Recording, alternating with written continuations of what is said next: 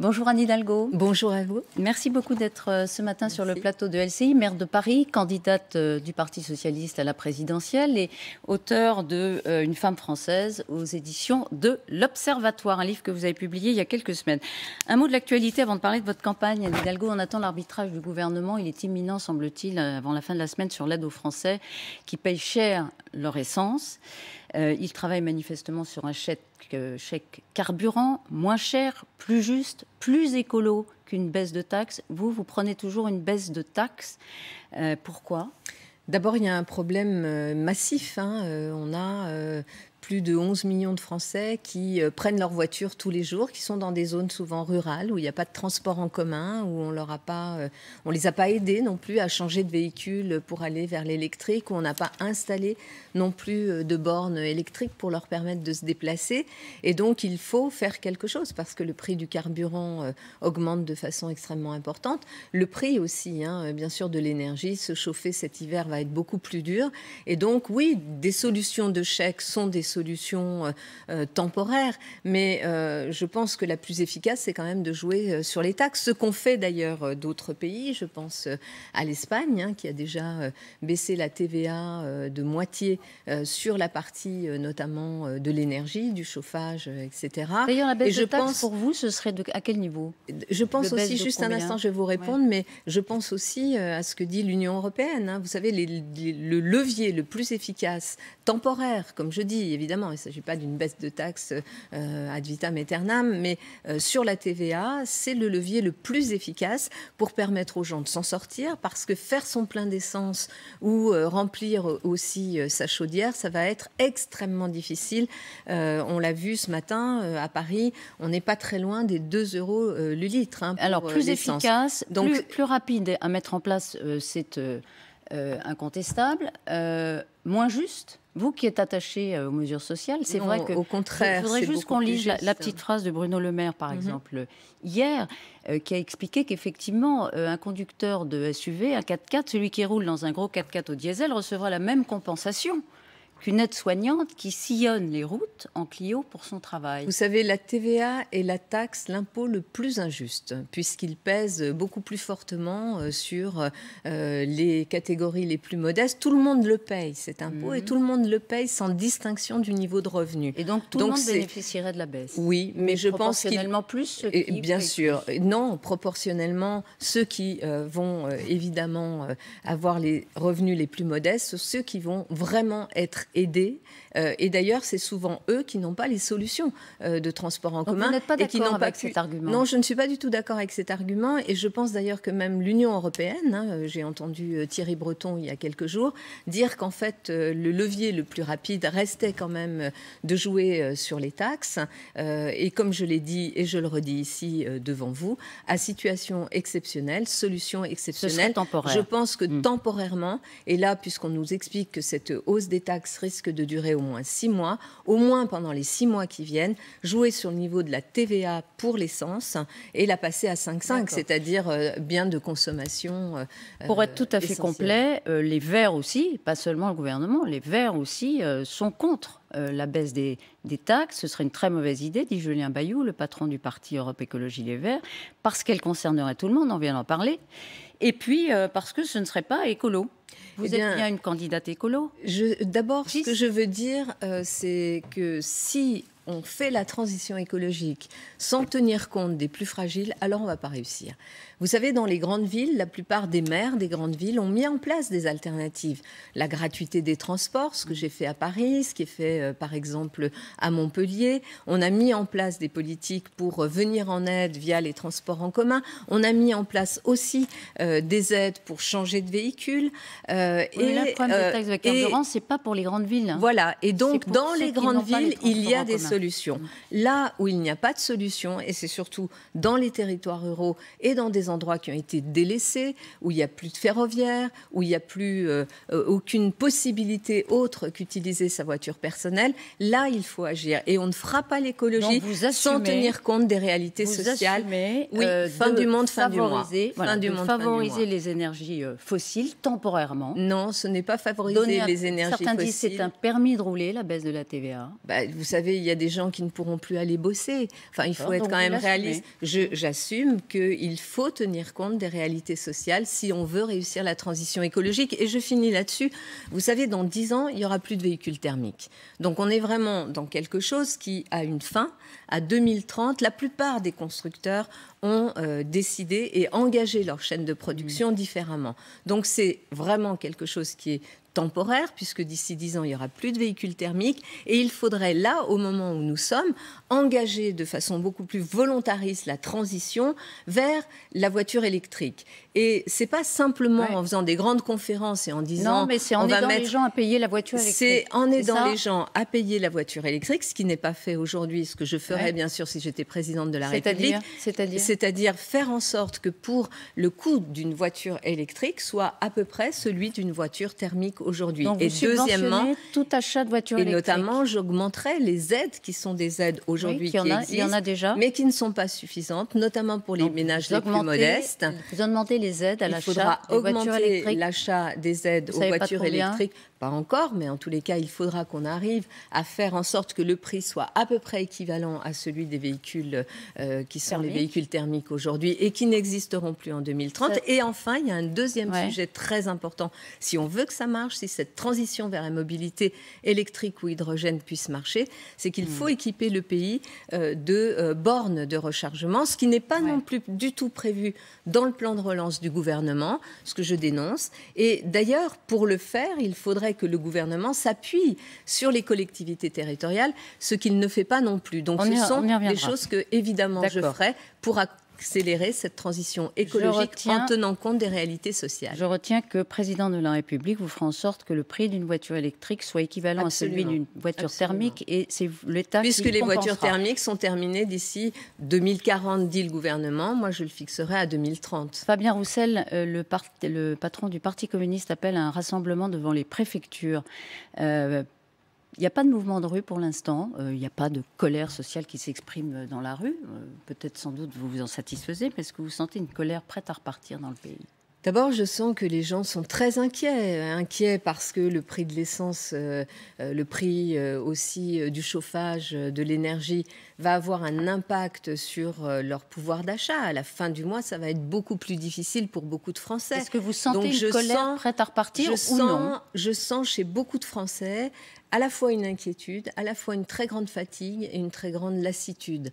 J'espère que la colère, si elle est là, parce qu'elle sera là à un moment ou à un autre, si elle n'est pas déjà là, elle sera, je l'espère, qu'elle ne se traduira pas par les violences qu'on a pu connaître dans le passé. Pour qu'il n'y ait pas de violence, il faut du dialogue, il faut des solutions, il faut des mesures. C'est ce que je propose. Mesures temporaires, baisser la TVA sur l'essence à 5,5. Mesures plus long terme, mettre en place tout un plan qui permette à ceux qui sont dépendants de leur voiture, qui n'ont pas pu bénéficier de l'effort en matière de transport en commun, de pouvoir en bénéficier avec un plan là aussi. On n'en a pas parlé ici, mais le ferroviaire, ce gouvernement a fermé des tas de petites lignes, a laissé les régions toutes seules, sans accompagnement pour déployer des transports en commun, et on se réveille un beau matin avec un prix de l'essence qui explose, qui est d'ailleurs pas simplement une donnée française, c'est un sujet européen qui est sur la table européenne et que beaucoup de pays européens vont traiter de façon extrêmement pragmatique et extrêmement efficace en jouant sur les taxes. C'est ce qu'a fait l'Espagne récemment et c'est ce qu'appelle d'ailleurs l'Union européenne en laissant les pays décider justement de cette modulation des taxes. Vous êtes candidate à la présidentielle, Anne Hidalgo. Il y a un sujet aujourd'hui, évidemment, dans le discours public, c'est l'immigration. J'ai quelques questions à vous poser parce qu'on ne cerne pas encore tellement vos propositions. D'abord, le gouvernement, lui maintenant, celui qui est en place, est-ce qu'il a raison de demander la plus grande fermeté possible pour expulser les clandestins, en particulier quand ils troublent l'ordre public ? D'abord, sur l'immigration, il y a un débat qui est en train de prendre une tournure extrêmement nauséabonde. Sur ce sujet de l'immigration, d'abord, je pense qu'il faut dire aux Françaises et aux Français que nous devons mieux intégrer. On n'intègre pas suffisamment, on n'intègre pas parce que, par exemple, l'apprentissage du français est quelque chose qui est totalement délaissé des politiques publiques. Heureusement qu'il y a des collectivités territoriales qui jouent ce rôle-là, donc de l'intégration. Moyens jouer pour l'intégration, également jouer notre rôle pleinement sur un sujet sur lequel le gouvernement n'a pas été à la hauteur, c'est la question du droit d'asile. La question du droit d'asile, c'est un sujet à dimension internationale. Nous sommes tenus par des textes internationaux. Et là encore, la France n'est pas au rendez-vous. D'ailleurs, ça a été Alors, dénoncé. qu'est-ce que vous feriez? Une mesure? Eh bien, d'abord, sur le droit d'asile, faire en sorte, là aussi, qu'on puisse accueillir les personnes décemment, créer des lieux pour qu'elles puissent être en mesure de présenter leurs formalités. Évidemment que le droit d'asile, ça ne veut pas dire ouverture complète à toutes celles et ceux qui voudraient venir, mais le droit d'asile, qui est un droit international, aujourd'hui, il n'est pas respecté dans notre pays. Ne pas ouvrir à tout le monde. J'ai une question précise. L'intégration, vous nous l'avez dit. Est-ce que vous êtes favorable à l'introduction de quotas d'immigration annuels? Valérie Pécresse, Xavier Bertrand, Marine Le Pen le proposent. Je n'ai pas encore cette proposition-là, et d'ailleurs, je pense que c'est plutôt par l'intégration. Vous savez, on va en plus avoir des besoins. Donc, des besoins en main-d'œuvre, qu'on comprenne bien, qu'on intègre mieux, mais on respecte le droit d'asile. Mais on ne réduit pas les flux migratoires à l'entrée du pays. Les flux migratoires, aujourd'hui, d'abord, franchement, ils sont relativement faibles, disons les choses telles qu'elles sont. Deuxièmement, il va y avoir un besoin en France de main-d'œuvre que nous n'avons pas. Il faut être aussi raisonnable et responsable. Il y a dans l'immigration, dans tous nos pays et au niveau européen, des allées et des venues qui font aussi la richesse économique du pays, et on ne pourra pas se passer d'une forme d'immigration. Il y a aussi une immigration qui est une immigration d'étudiants qui viennent apprendre chez nous, qui ensuite, lorsqu'ils repartent chez eux, sont autant d'ambassadeurs de bonnes relations entre la France ce que vous dites, et ses différents pays. Parce que ça tranche avec ce qu'on entend. Les Français sont sensibles aujourd'hui. Ça ne vous échappe pas au discours contre l'immigration. Éric Zemmour et Marine Le Pen, et ça m'intéresse de savoir comment vous l'expliquez. À eux deux, ils font presque 35% des voix dans le dernier IFOP pour LCI, quand la gauche réunie, toute réunie, total, n'atteint même pas les 30%. Vous-même êtes à 5%. Comment vous l'expliquez ? D'abord, je pense qu'il y a un glissement. Il y a eu dans notre société vraiment des abandons de valeurs, des abandons d'un discours qui soit un discours aussi rationnel, qui parle à la raison des gens. Ce qu'on est en train de dire sur l'immigration a été utilisé par beaucoup de responsables politiques pour dire les responsables, c'est pas nous, ça vient de l'extérieur. Bien sûr qu'il faut être extrêmement réaliste. On a été confronté en 2015 à une vague très importante de réfugiés qui fuyaient des guerres. C'est ça qui précipite les Français dans les bras, entre guillemets. Ce qui a souvent précipité les Français dans les bras, justement, de ces extrémistes, de ces populistes qui pensent qu'en disant c'est la faute de l'autre, on va s'en sortir, c'est souvent de ne pas assumer. J'ai eu cette discussion de ne pas assumer, par exemple, la question de l'accueil, et notamment de l'accueil des réfugiés et du droit d'asile. Lorsque, en 2017, j'ai rencontré Emmanuel Macron, président de la République, que nous étions confrontés à des campements dans beaucoup de villes de France, pas simplement à Paris, de réfugiés qui n'avaient pas de solution parce que la France n'était pas au rendez-vous du droit d'asile. La réponse qu'il m'a faite à ce moment-là, c'est formidable ce que tu as fait sur l'accueil des réfugiés, je vais t'aider.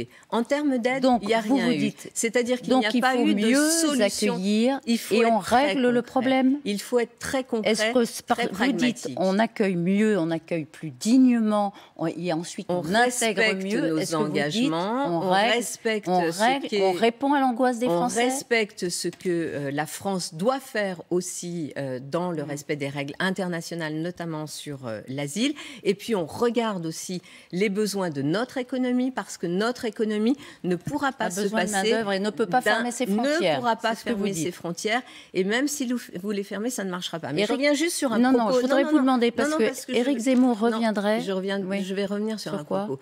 Quand vous dites le gouvernement dit il faudra renvoyer, c'est lui qui en a la responsabilité. Expulsion, c'est lui qui en a la responsabilité. Il fait quoi ? Lorsqu'il a pris des mesures sur Mais vous êtes d'accord avec l'objectif? Je pense que les personnes qui ne peuvent pas rester, les personnes qui ne peuvent pas et ne doivent pas rester sur notre territoire doivent bien sûr être reconduites. Mais sauf qu'ils ne le font pas. C'est-à-dire que ce gouvernement a laissé depuis 2017 toute une population vivre dans la clandestinité. Il est trop laxiste. Il dit des choses et il ne fait absolument rien concrètement pour le faire. Parce qu'il n'y met pas les moyens, parce qu'il ne veut pas assumer sans doute de faire... moi, j'ai eu souvent cette discussion avec les ministres de l'Intérieur de ce gouvernement qui me disaient on ne peut pas... Il n'assume pas la fermeté. Ils ne font rien sur le sujet. Ça veut dire qu'il faut des moyens, ça veut dire qu'il faut des moyens sur l'accueil, j'insiste là-dessus, ça veut dire qu'il faut un débat posé, serein, qui ne peut pas être orchestré ni par Marine Le Pen, ni par Éric Zemmour, sur une question essentielle qui est non seulement notre rapport à ce que nous sommes, nous les Français, ce qu'est l'identité française, mais aussi à ce qu'est notre place dans le monde. Et je vous le dis, je suis une progressiste, je suis une humaniste et je suis une femme responsable et raisonnable. On ne fera pas une politique où la France sortira grandie par simplement ces propos qui sont des propos de haine, des propos qui cherchent un bouc émissaire. On a déjà connu ça dans l'histoire de l'Europe et j'espère que beaucoup de gens se lèveront. En tous les cas, moi, je résisterai. Bon, vous dites d'ailleurs, on n'attaque pas assez Zemmour. On entend de votre colère, c'est lui que vous visez. Tiens, un sujet qui vous intéresse. Il n'y a pas que lui. Reviendrait, il n'y a pas que lui, mais on va déjà parler de lui parce que c'est quand même lui le phénomène en ce moment. Il reviendrait sur la parité s'il était élu.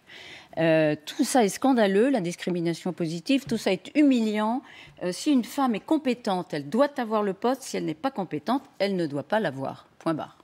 C'est un homme qui déteste les femmes. C'est pas nouveau. C'est quelqu'un qui, depuis longtemps déjà, sur ses propos, c'est pas un peu simpliste absolument. De résumer ça à une détestation. Non, je pense qu'il n'y a pas un petit peu plus de réflexion. Je pense que c'est un homme qui déteste les femmes. Vous savez, sur les questions des droits des femmes, sur les questions de la parité, pourquoi on a été obligé en France en 2000, c'est la loi Lionel Jospin, de faire une loi sur la parité? Parce que si on avait attendu naturellement que les compétences des femmes soient reconnues à leur hauteur, parce qu'évidemment, pour les compétences des hommes, il n'y avait pas de sujet, on aurait attendu plus de 100 ans pour arriver à la parité, par exemple dans les conseils municipaux, parce que naturellement, ça ne se fait pas. Parce que nous sommes dans un pays qui a porté des grandes avancées en matière de droits des femmes, mais qui est resté en arrière. Quand vous regardez aujourd'hui en Europe, il y a des pays qui nous dépassent très largement sur la place des femmes, la reconnaissance des femmes, le non-mépris des femmes. Éric Zemmour est un homme qui déteste les femmes et qui les méprise. C'est pas nouveau. C'est émotionnel, c'est pas intellectuel. Écoutez, que ça vise et que ça touche le cerveau sans aucun doute, parce que vu l'état dans lequel il est et dans son rapport notamment aux femmes, cet homme-là est un homme qui nous prône un jour la France de 1942, le lendemain une France dans laquelle les femmes, et voyez comment il les traite aussi, seront réduites à quoi? Elisabeth Martichoux, on est des femmes, on a percé le plafond de verre, vous dans les médias, moi dans la vie politique, et on va se satisfaire d'un discours comme celui-ci, d'un discours de haine. Il en a pas. Il en a pas. Qu'est-ce que ça dit? Écoutez, les Français, il faut leur parler comme à des gens qui sont des gens adultes, qui sont des gens intelligents. Ce qui me trouble, Madame Martichoux, c'est l'espace de parole qu'on donne à cet individu. Ce qui me trouble, c'est cela. Alors moi, je viens ici. Il a 16% dans les sondages. Oui, bien sûr, 16% dans les sondages. Et vous considérez qu'on peut, à 16% dans les sondages, dire que Pétain a aidé les Juifs en 1942, et on peut dire que les femmes, en fait, elles sont là où elles sont. Vous êtes là où vous êtes à cause de la parité, ou du fait de la parité, ou parce que vous avez un cerveau et que vous avez des compétences. Pour ma part, j'estime que c'est parce que nous avons des compétences et parce que nous avons été aussi dans une force très particulière pour faire péter ce plafond de verre que nous sommes là aujourd'hui, et qu'il faut aider les plus jeunes qui arrivent. Les jeunes femmes qui arrivent, elles ne se satisferont pas de cette domination et de ces discours de haine sur les étrangers, sur les femmes, sur l'écologie, sur tout ce qui est le progrès social, le progrès humain. Vous dites aux jeunes femmes, je vais combattre attention à ce discours. Je dis plus parce que attention, vous n'arriverez pas à progresser comme vous le souhaiteriez. En tous les cas, moi je combats. Anne Hidalgo, vous combattez, mais vous êtes quand même très basse dans les sondages, 5%. Qu'est-ce qui ne marche pas? Pourquoi ça ne marche pas? D'abord, vous savez, une campagne, c'est relativement long. Cette question a été posée à d'autres que moi, bien avant, sur des analyses de sondages. Et puis, à la fin, ils ont été élus président de la République. Vous voyez, donc, moi, je travaille. La politique, c'est quelque chose qui est une construction de moyen et de long terme, avec des accélérations. Une campagne présidentielle, c'est un temps d'accélération.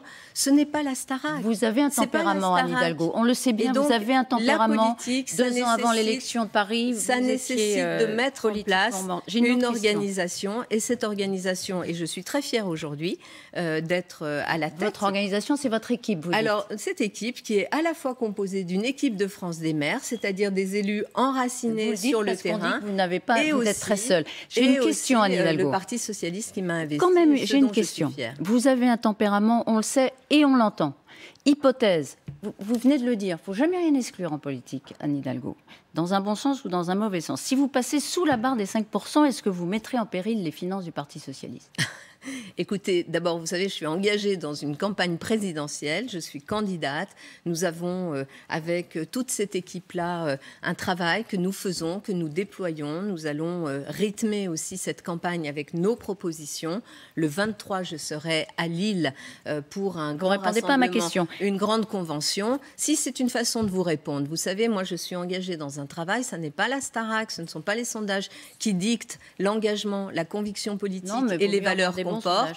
C'est peut-être la différence entre des politiques qui pensent qu'ils sont là pour occuper un espace et qu'il y a peut-être une opportunité, et celles et ceux qui, comme moi, comme beaucoup de mes camarades, comme beaucoup des femmes et des hommes qui attendent autre chose, qui ne se complaisent pas, qui ne se vautrent pas dans les discours de haine, qui ont envie de redonner des couleurs à notre République, qui ont envie de croire que ce pays est un pays. Bien sûr que je peux la gagner, cette présidentielle. Et cette présidentielle, nous allons tout faire pour la gagner, tout faire pour porter nos valeurs. Je crois en cette République, je crois dans les promesses de cette République, et notamment par l'école, par les services publics, comme la santé, comme l'école, par la transition écologique qu'il faut organiser sans laisser personne de côté. Et je pense aussi que sur la justice, on n'en a pas parlé, que sur la justice et sur l'état de droit, il y aura aussi beaucoup de choses à dire. Je les dirai. La campagne ne fait que commencer. Merci Anne Hidalgo. Merci d'avoir été ce matin sur LCI. Dans un instant, le temps avec Guillaume.